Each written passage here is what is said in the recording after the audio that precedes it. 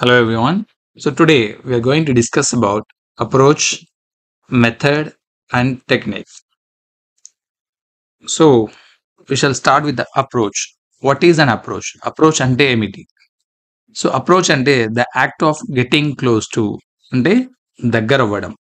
విద్యార్థికి బోధించేటప్పుడు ఎలా దగ్గర అవుతామో దాని గురించి మనము అంటే అతనికి అర్థమయ్యే విధంగా బోధించే విధానాన్నే అప్రోచ్ అని అంటాము. దానికి మీనింగ్స్ సినానిమ్స్ ఏమిచ్చాడు ఇక్కడ వే, పాత్, రోడ్. సో దారి అన్నట్టు అంటే విద్యార్థిని బోధించడానికి కావలసిన దారిని అప్రోచ్ ని అంటాము. సో నెక్స్ట్ సెంటెన్స్ ఏంటి ఇక్కడ language teaching approach is a set of assumptions dealing with the nature of language teaching and learning. It describes the nature of language and language learning. So approach అంటే ఏంటి ఇక్కడ set of assumptions. Assumptions అంటే ఏంటి సిద్ధాంతాలు. Assumptions అంటే సిద్ధాంతాలు కానీ లేదా థియరీస్ కానీ కాన్సెప్ట్స్ కానీ ఇంగ్లీష్లో. సో సెట్ ఆఫ్ అజంప్షన్స్ అంటే సమూహం అన్నట్టు ఒక సిద్ధాంతాల సమూహం. అది dealing with the nature of language teaching అంటే మనం బోధించడానికి కావాల్సిన నేచర్ ఏదైతే ఉందో అంటే నథింగ్ బట్ రూల్స్ కానీ కాన్సెప్ట్స్ కానీ వొకాబులరీ కానీ గ్రామర్ కానీ ఇవన్నిటిని మనం నేచర్ ఆఫ్ లాంగ్వేజ్ అంటాం.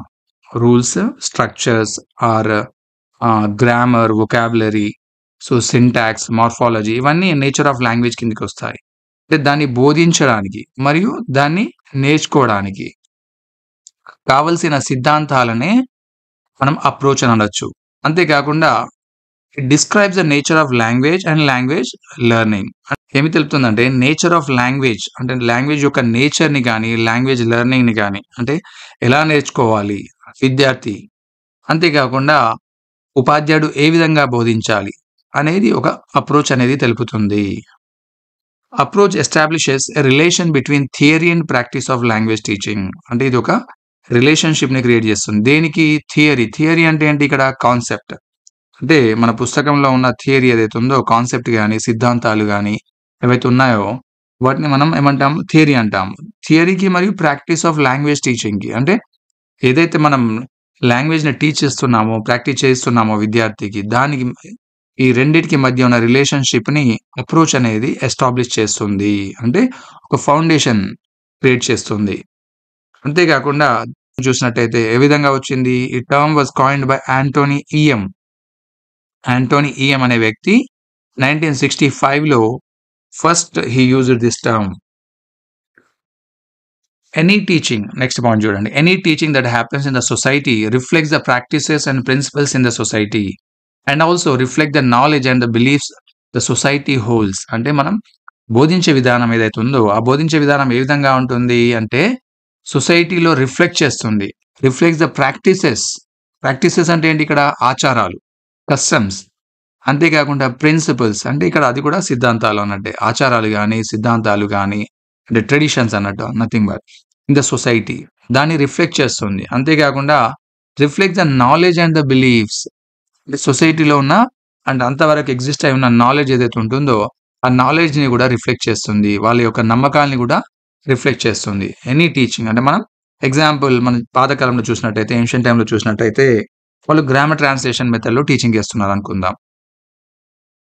అప్పటి వరకు మనకి డైరెక్ట్ మెథడ్ రాలేదు. సో గ్రామర్ ట్రాన్స్లేషన్ మెథడ్ నడుస్తుంది అంటే ఎవరైతే ఉపాధ్యాయుడు టీచింగ్ మెథడ్ స్టార్ట్ చేస్తాడో ఏం చేస్తాడు? అప్పటి వరకు సొసైటీలో ఉన్న రిఫ్లెక్స్ అంటే ఏ సొసైటీ ఏ నాలెడ్జ్ అయితే ఉందో అంటే గ్రామర్ జిఎంటీ ఉందనుకోండి, గ్రామర్ ట్రాన్స్లేషన్ మెథడ్. సో దాన్ని బేస్ చేసే మళ్ళీ ఇక్కడ టీచింగ్ చేస్తాడు. అంటే ఆయన ఆ ఉపాధ్యాయుడు నమ్మేది కూడా ఈ మెథడ్నే. అంటే సొసైటీలో ఉన్న ఆచారాలు కానీ ప్రాక్టీసెస్ కానీ కస్టమ్స్ కానీ దాని నుండి బేస్ చేసుకొని ఈవెన్ ఎగ్జాంపుల్స్ తీసుకున్నా కూడా మనం అంతవరకు ఎగ్జిస్ట్ అయి ఉన్న సొసైటీలో ఉన్న సిద్ధాంతాలు కానీ లేదంటే జరుగుతున్న సంఘటనలు కానీ వాటినే మనం బేస్ చేసుకొని టీచ్ చేస్తాము అని ఈ అప్రోచ్ అనేది చెప్తుంది. అంటే అప్రోచ్ అవ్వడం కూడా అదే విధంగా అవుతాం. And approach capture such principles in axiomatic way. అంటే ఏం చేస్తుంది? అప్రోచ్ అనేది క్యాప్చర్ చేస్తుంది దేన్ని? ప్రిన్సిపల్స్ని, సిద్ధాంతాలని. అండ్ యాక్సియోమాటిక్ వే అంటే యాక్సియోమాటిక్ వే అంటే ఇది కూడా సిద్ధాంతాలు, హైపోథెసిస్ అన్నట్టు. అంటే ఏ విధానాన్ని అయితే మనం నమ్ముతామో ఆ విధానాన్నే మనం ఒక ప్రిన్సిపల్గా తీసుకొని బోధించాలని ట్రై చేస్తాము అప్రోచ్లో. సో అంతేకాకుండా it describes the nature of the subject to be taught. ఇది డిస్క్రైబ్ చేస్తుంది. ఏం డిస్క్రైబ్ చేస్తుంది? Nature of the subject to be taught అంటే నేచర్ ఆఫ్ ద సబ్జెక్ట్ అంటే ఏంటి? ఇక్కడ మన ఎగ్జాంపుల్ సబ్జెక్ట్ ఇంగ్లీష్ ఉందనుకోండి. దాని యొక్క నేచర్ ఏంటి అంటే గ్రామర్. ఫస్ట్ మెయిన్‌లీ మనం స్టార్ట్ చేస్తే ఫొనెటిక్స్, ఆ తర్వాత మార్ఫాలజీ, ఆ తర్వాత సింటాక్స్, ఇంకా వొకాబులరీ, గ్రామర్, సో స్ట్రక్చర్స్ ఇదంతా nature of the English language కిందకొస్తుంది. దాన్ని టీచ్ చేయడం to be taught by whom? By the teacher. By the teacher. అంటే ఈ అప్రోచ్ అనేది ఏం చేస్తుంది? ఫస్ట్ ఫొనెటిక్స్ నుంచి స్టార్ట్ చేస్తుంది. ఫస్ట్ ఏం చేస్తుంది? ఫొనెటిక్స్ నుంచి స్టార్ట్ చేయించి లాస్ట్ సెంటెన్సెస్ అండ్ స్ట్రక్చర్స్ వరకు కంటిన్యూ చేస్తుంది. In simple terms it tells us why and what form of English needs to be taught. అంతేకాకుండా ఏం చెప్తుంది ఇక్కడ? Why and what form of English need to be taught at a given point of time. అంటే example student ఉన్నాడు అనుకోండి. ఇప్పుడు nursery చదువుతున్న స్టూడెంట్‌కి ఏం చేస్తాం మనం? ఓన్లీ ఆల్ఫాబెట్ మాత్రమే నేర్పుతాం. ఓన్లీ ఆల్ఫాబెట్ మాత్రమే నేర్పుతాం. అదే సెవెంత్, ఎయిత్ చదువుతున్న స్టూడెంట్ ఉన్నాడనుకోండి. అప్పుడేం చేస్తాం అతనికి టెన్సెస్ గాని, లేదంటే యాక్టివ్ వాయిస్, పాసివ్ వాయిస్ గాని ఇలాంటి వాటిని మనం బోధిస్తాం. అంటే దాని అర్థం ఏంటి ఇక్కడ? అతడికి నర్సరీలో ఉన్న విద్యార్థికి ఏదైతే రిక్వైర్మెంట్ ఉందో అంటే what form of English need to be taught అంటే అతనికి అవసరం ఉన్న ఫార్మ్స్‌ని మాత్రమే మనం ఎక్స్‌ప్లెయిన్ చేస్తాం. అదే సెవెంత్, ఎయిత్ ఉందనుకోండి. At given point of time అంటే అతడికి ఉన్న టైంలో ఆ సెవెంత్, ఎయిత్ స్టాండర్డ్‌లో ఏం టీచ్ చేయాలో అంటే ఏ ఫార్మ్ టీచ్ చేయాలో అదే మనం టీచ్ చేస్తాము. అతని స్టాండర్డ్ ఫార్మ్‌ని బట్టి అంటే స్టాండర్డ్‌ని బట్టి. ఇది అప్రోచ్ అనేది చెప్తుంది. ఏం చెప్తుంది ఇది అంటే అప్రోచ్ మాత్రమే చెప్తుంది. An approach is a theory about a language learning or even a philosophy of how people learn in general. ఇది ఒక ఫిలాసఫీ కూడా. లాంగ్వేజ్ అప్రోచ్ అనేది ఏంటిది? ఒక తత్వం. ఎలాంటి తత్వము అంటే how people learn in general అంటే విద్యార్థులు గాని, ప్రజలు గాని అంటే ఏ విధంగా నేర్చుకుంటారు జనరల్‌గా. సో, ఆ తత్వాన్ని గూడా బోధిస్తుంది. ఏది బోధిస్తుంది? అప్రోచ్ మాత్రమే బోధిస్తుంది. అంటే ఈ అప్రోచ్‌లో మనకి విద్యార్థిని బోధించాలనుకున్నప్పుడు ఏ విధంగా బోధించాలి? ఆ విద్యార్థికి ఏ విధంగా చెప్తే అర్థమవుతుంది? అనేది అప్రోచ్ మాత్రమే మనకి చెప్తుంది. అంటే ఇన్ జనరల్‌గా చేస్తాము. And coming to method. So, what is method? Method is a way of doing something. అంటే మనం చేసే విధానం. వే ఆఫ్ డూయింగ్ సంథింగ్ అంటే ఇక్కడ మనం చేసే విధానాన్ని మెథడ్ అంటాం. Method is an overall plan for the orderly presentation of language material. Yes. ఇది ఒక సింపుల్ లాజిక్. మెథడ్ అంటే ఏంటి? Overall plan. దేనికోసం? ఆర్డర్లీ ప్రెజెంటేషన్ కోసం. అంటే మీరు చెప్తున్న బోధన ఏదైతే ఉందో అంటే బోధించే విధానం ఏదైతే ఉంటుందో అది ఒక ఆర్డర్‌లో వెళ్ళాలి. అంటే ఆర్డర్‌లో ప్రెజెంట్ చేయాలి. అప్పుడే విద్యార్థికి అర్థమవుతుంది. ఎగ్జాంపుల్ ఫస్ట్ మనం ఆల్ఫాబెట్ చెప్తున్నాం అనుకోండి. ఆల్ఫాబెట్‌ని ఫస్ట్ స్టార్ట్ చేయాలి. ఆ తర్వాత 1 లెటర్ వర్డ్స్, ఆ తర్వాత 2 లెటర్ వర్డ్స్, 3 లెటర్ వర్డ్స్. దీన్ని ఒక ఆర్డర్లీ ప్రెజెంటేషన్ అంటాం. సో, ఆ విధంగా మెటీరియల్ అనేది తయారు చేసి అదే విధానంలో మనం బోధించాల్సి ఉంటుంది. No part of which contradicts అంటే ఏది కూడా విరుద్ధంగా ఉండదు. And all of which is based upon అంటే దాన్ని బేస్ చేసి మాత్రమే మనం టీచ్ చేయాల్సి ఉంటుంది. ద సెలెక్టెడ్ అప్రోచ్ అంటే దాన్ని మనం ఏదైతే ప్రెజెంట్ చేస్తున్నామో విద్యార్థికి దాన్ని బేస్ చేసుకొని ఆ ఒక సెలెక్టెడ్ అప్రోచ్‌లో మనం వెళ్ళాల్సి ఉంటుంది. Theory is put into practice అంటే ఆ కాన్సెప్ట్ ఏదైతే ఉందో కాన్సెప్ట్‌ని మనం పుట్ ఇంటూ ప్రాక్టీస్ అంటే ఆచరణలోకి తేవాలి ఇక్కడ. ప్రాక్టీస్ అంటే ఏంటి ఇక్కడ? బోధించే సిద్ధాంతం ఏదైతే ఉందో ఆ సిద్ధాంతాన్ని ఆచరణలోకి తీసుకురావడానికి మెథడ్ అనేది తోడ్పడుతుంది. ఏ విధంగా తోడ్పడుతుంది? అంటే అవన్నిటిని ఒక ఓవరాల్ ప్లాన్ తయారు చేసి దాన్ని ఒక ఆర్డర్‌లో ప్రెజెంట్ చేయడానికి తోడ్పడుతుంది. An approach may have several methods. Yes. అప్రోచ్‌కి చాలా మెథడ్స్ ఉంటాయి. But that subscribe to the philosophy అది ఒక తత్వాన్ని ఫాలో అవుతుంది. అప్రోచ్‌కి సెవెరల్ మెథడ్స్ ఉంటాయి. అది గూడా ఒక తత్వాన్ని బట్టి అంటే విద్యార్థికి ఎలా బోధిస్తే అర్థమవుతుంది అనే తత్వాన్ని బేస్ చేసే మనం బోధించడం జరుగుతుంది. మెథడ్ ఏంటి? It is an overall plan. Already మనం డిస్కస్ చేసాం overall plan. Using which a language can be taught systematically. లాంగ్వేజ్‌ని ఏ విధంగా బోధించాలి? సిస్టమాటికల్లీ. ఇప్పుడే చెప్పాం ఆర్డర్లీ ప్రెజెంటేషన్ ఉంటుంది గదా! దీన్నే సిస్టమాటిక్ అంటాం. It helps the teacher understand the ways in which he or she can work systematically. Method ఏం చెప్తుంది అంటే టీచర్‌కి హెల్ప్ చేస్తుంది. ఏ విధంగా?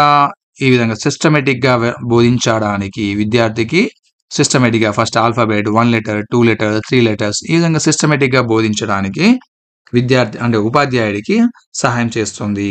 Example while teaching a grammar whether to give the examples first then the rule. అంటే మనం example మనకు తెలుసు డిడక్టివ్ మెథడ్ ఉంది. డిడక్టివ్ మెథడ్‌లో ఏం చెప్తాము? డిడక్టివ్ మెథడ్‌లో అంటే ఫస్ట్ రూల్స్ ఎక్స్‌ప్లెయిన్ చేస్తాం విద్యార్థికి. ఫస్ట్ రూల్స్ ఆ తర్వాత ఎగ్జాంపుల్స్ బోధిస్తాం. దీన్ని డిడక్టివ్ మెథడ్ అంటాం. అంటే మెథడ్ ఏం చెప్తుంది ఇక్కడ అంటే, ఒకవేళ మనం అప్రోచ్‌లో జీఎంటీ మెథడ్ ఫాలో అయినామనుకోండి, జీఎంటీ మెథడ్ ప్రకారం ఏం చేయాలి ఇక్కడ రూల్స్‌ని ఫస్ట్ బోధించాలి. ఎగ్జాంపుల్స్‌ని నెక్స్ట్ బోధించాలి. అలా కాకుండా ఇప్పుడు మనం డైరెక్ట్ మెథడ్‌ని ఫాలో అయ్యామనుకోండి, మనం ఇండక్టివ్ మెథడ్‌లో వెళ్ళాల్సి ఉంటుంది. అంటే ఇండక్టివ్ మెథడ్‌లో బోధించాల్సి ఉంటుంది. అప్పుడేమవుతుంది ఎగ్జాంపుల్స్ ఫస్ట్ బోధించాలి. రూల్స్ నెక్స్ట్ బోధించాలి. అంటే అప్రోచ్‌ని బట్టి మెథడ్ అనేది డిసైడ్ అవుతుంది. మెథడ్‌ని బట్టి టెక్నిక్ అనేది ఫాలో అవ్వాల్సి ఉంటుంది. So, this provides a set of rules. Method ఏం చేస్తుంది అంటే, this provides a set of rules or established procedure to follow in the course of teaching. అంటే మెథడ్ అనేది ఒక సెట్ ఆఫ్ రూల్స్‌ని ప్రొవైడ్ చేస్తుంది. దేనికోసం? To foundation, to establish procedures అంటే ఒక ప్రొసీజర్‌ని ఫాలో అవ్వడానికి సెట్ ఆఫ్ రూల్స్‌ని ఫార్మ్ చేస్తుంది. A method is an application of an approach. Method ఏంటి? An application of approach. అప్రోచ్‌కి ఒక అప్లికేషన్ లాంటిది. In the context of language teaching. మనం ఆ లాంగ్వేజ్ టీచింగ్ అంటే మన సబ్జెక్ట్ బోధిస్తున్నప్పుడు ఆ కాంటెక్స్ట్‌కి రిలేటెడ్‌గా అప్రోచ్ మనం ఏదైతే అప్రోచ్ అవుతామో ఆ అప్రోచ్‌కి ఒక అప్లికేషన్ లాంటిది method. An example of method is the grammar translation method. ఇక్కడ మనం గ్రామర్ ట్రాన్స్‌లేషన్ మెథడ్ తీసుకున్నాం అనుకోండి. అది మెథడ్ కిందికే వస్తుంది. Right. The method employees the memorisation of various grammar rules and the translation of second language material to the students in native language. అంటే ఈ method ఏం చేస్తుంది? గ్రామర్ ట్రాన్స్‌లేషన్ మెథడ్ మనకు తెలుసు. Memorisation of various grammar rules and the translation of second language material. అంటే మెథడ్‌లో మనం ఆ సెకండ్ లాంగ్వేజ్ మెటీరియల్‌ని కూడా తీసుకోవాల్సి ఉంటుంది. అంతేకాకుండా ఆ మదర్ టంగ్‌లో కూడా మనం ట్రాన్స్‌లేట్ చేయాల్సి ఉంటుంది. Students who are able to develop the intellectual capacity to understand the new language through a deductive process of acquiring the rules of the language. అంటే ఇది జీఎంటీ అనేది ఏంటిది? ఇక్కడ గ్రామర్ ట్రాన్స్‌లేషన్ మెథడ్ అనేది మెథడ్‌కి ఒక ఎగ్జాంపుల్. అందులో మనం డిడక్టివ్ మెథడ్. డిడక్టివ్ మెథడ్ అంటే ఏంటి ఇక్కడ? Rules first then examples. అంటే రూల్స్ బోధిస్తూ దాని నుండి మనం ఎగ్జాంపుల్స్ ఇవ్వాల్సి ఉంటుంది ఆ రూల్స్‌కి రిలేటెడ్‌గా. టెక్నిక్. టెక్నిక్ అంటే ఏంటి? Technical or mechanical skills. Technical or mechanical skills. A technique on the technique అంటే ఎగ్జాక్ట్‌గా ఏంటి అంటే వ్యూహం. అని తెలుగులో ఏమంటామంటే వ్యూహం. అంటే ఒక క్లాస్ రూమ్‌లో ఒక పీరియడ్‌లో బోధించడానికి మనం వాడే వ్యూహాన్ని టెక్నిక్ అంటాం. A technique on the other hand is a strategy. Strategy అంటే వ్యూహం. The teacher uses in the class room to put across his teaching. అంటే అతడు బోధించడానికి వాడే పద్ధతిని అంటే విధానాన్ని లేదా వ్యూహాన్ని మనం టెక్నిక్ అంటాం. ఏం చేస్తాడు ఒక ఉపాధ్యాయుడు మనం బోధించేటప్పుడు example using the black board గాని, బ్లాక్ బోర్డ్ యూజ్ చేయడం ఒక వ్యూహం లాంటిది. రీడింగ్ ఎ లెసన్ కూడా ఒక వ్యూహం లాంటిది. ఎక్స్‌ప్లెయినింగ్ ఏ కాన్సెప్ట్ అది కూడా ఒక technique. Illustrating a point. So these are all ఏంటి? టెక్నిక్స్.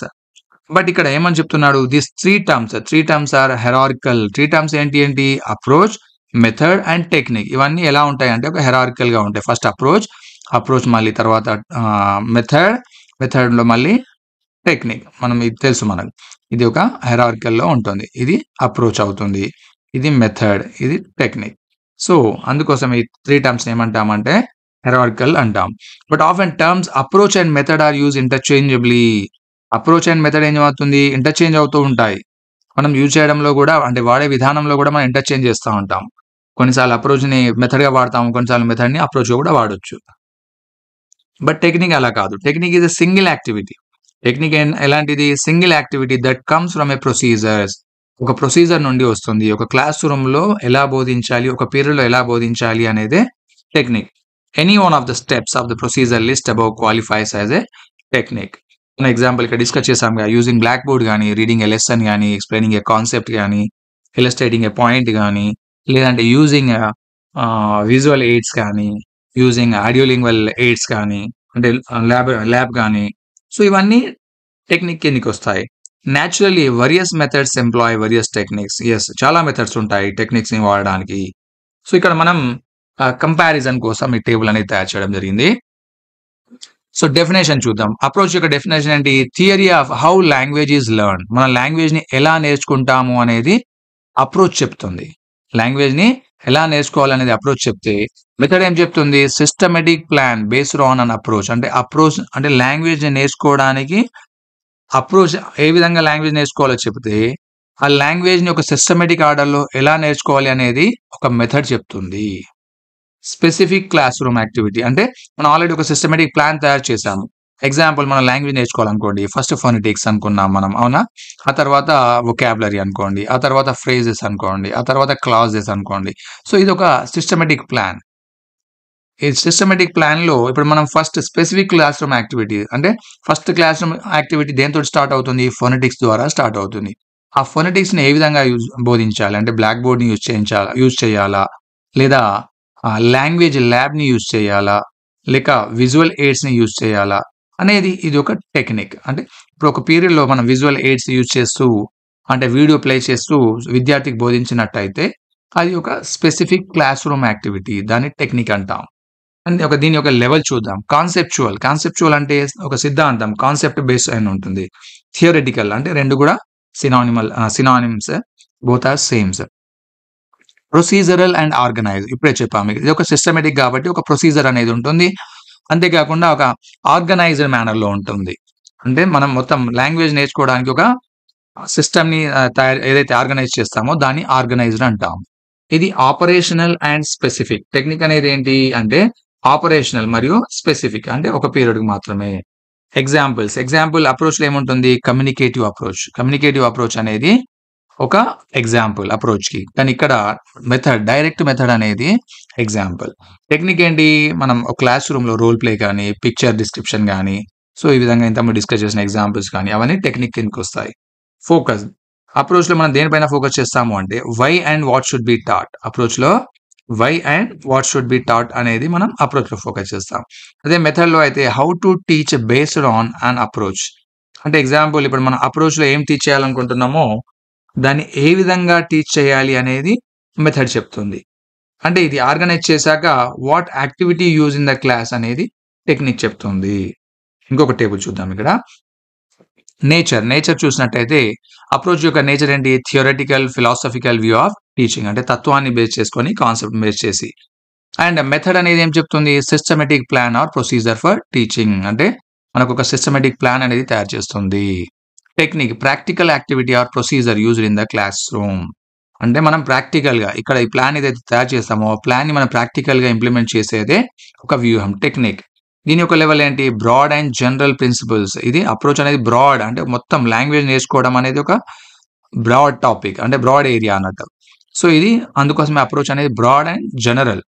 బట్ మెథడ్ ఏంటి? Intermediate level between theory and practice. Intermediate level అంటే ఇక్కడ ఎడ్యుకేషన్ కాదు. అంటే థియరీకి మరియు ప్రాక్టీస్‌కి ఇంటర్మీడియేట్ లెవెల్‌లో ఉంటుంది. అంటే మీడియేటర్‌గా పనిచేస్తుంది. అంటే థియరీకి, ప్రాక్టీస్‌కి మధ్య. అండ్ టెక్నిక్ ఏంటి? Concrete and specific activities. Concrete మరియు స్పెసిఫిక్ యాక్టివిటీస్‌ని టెక్నిక్ అనేది ఫోకస్ చేస్తుంది. అండ్ టైమ్ స్పాన్ ఏంటి? అప్రోచ్‌కి లాంగ్ టర్మ్ ఉంటుంది. ఎందుకంటే లాంగ్వేజ్ నేర్చుకోవడం అనేది వితిన్ 1 ఆర్ 2 డేస్‌లో కాదు కాబట్టి కొన్నిసార్లు 1 ఇయర్ పట్టొచ్చు. కొన్నిసార్లు 6 మంత్స్ పట్టొచ్చు. కొన్ని 2, 3 ఇయర్స్ బట్టి కూడా పట్టొచ్చు. నార్మల్‌గా అందుకోసమే టైమ్ స్పాన్ అనేది long term. And affects curriculum design. దీనివల్ల అప్రోచ్ వల్ల ఏమవుతుంది? కరిక్యులమ్ డిజైన్ కూడా ఎఫెక్ట్ అవుతుంది. ఎందుకంటే లాంగ్వేజ్‌ని బోధించాలంటే మనం నర్సరీ టు 10థ్ క్లాస్ చదువుతున్నాం అనుకోండి. నర్సరీ నుంచి మొదలుపెడితే 10థ్ క్లాస్ వరకి ఆ లాంగ్వేజ్‌లో ఏ క్లాస్‌లో ఏ టాపిక్స్‌ని ఇంట్రొడ్యూస్ చేయాలి అనేది ఆ కరిక్యులమ్‌లో డిజైన్ చేయబడుతుంది. అందుకోసమే అఫెక్ట్స్ కరిక్యులమ్ డిజైన్. మెథడ్‌లో ఏంటి? ఇది medium term. Used for a specific teaching cycle. Method ఏంటి? మీడియం టర్మ్ అంటే ఒక టాపిక్ అయ్యేంత వరకు మనం ఏ మెథడ్ వాడుతాము. అర్థమైందా? అంటే క్లాస్ రూమ్ యాక్టివిటీ కాదు. ఒక used for a specific teaching cycle అంటే ఒక స్పెసిఫిక్ టాపిక్ అయ్యేంత వరకు మనం స్పెసిఫిక్ కాన్సెప్ట్ తీసుకునేంత వరకు మనం ఏ మెథడ్‌ని వాడతాం అనేదే ఇది దీని యొక్క time span. And coming to technique ఏంటి? Short term used in a specific lesson. మన లెసన్ కోసం వాడే టెక్నిక్. ఫోకస్ ఏం చేస్తుంది? ఇక్కడ దేనిపైన ఫోకస్ చేస్తుంది అంటే beliefs about how language learning occurs. అప్రోచ్‌లో దేని గురించి? About how language learning occurs అంటే లాంగ్వేజ్ లెర్నింగ్ అనేది ఏ విధంగా కొనసాగుతుందో దాన్నే నమ్ముతుంది. And how to implement an approach in the class room. మెథడ్‌లో ఏం చెప్తుంది? హౌ టు ఇంప్లిమెంట్ అంటే దీన్ని మనం ఏదైతే విధానాన్ని మనం అప్రోచ్ అవ్వాలనుకుంటున్నామో ఆ విధానాన్ని ఇక్కడ ఇంప్లిమెంట్ చేయడం అనేది మెథడ్ యొక్క పద్ధతి. అంటే మెథడ్ యొక్క ఫోకస్ మెయిన్‌గా. అదే టెక్నిక్ వస్తే ఏంటి? Specific task are exercises to facilitate learning.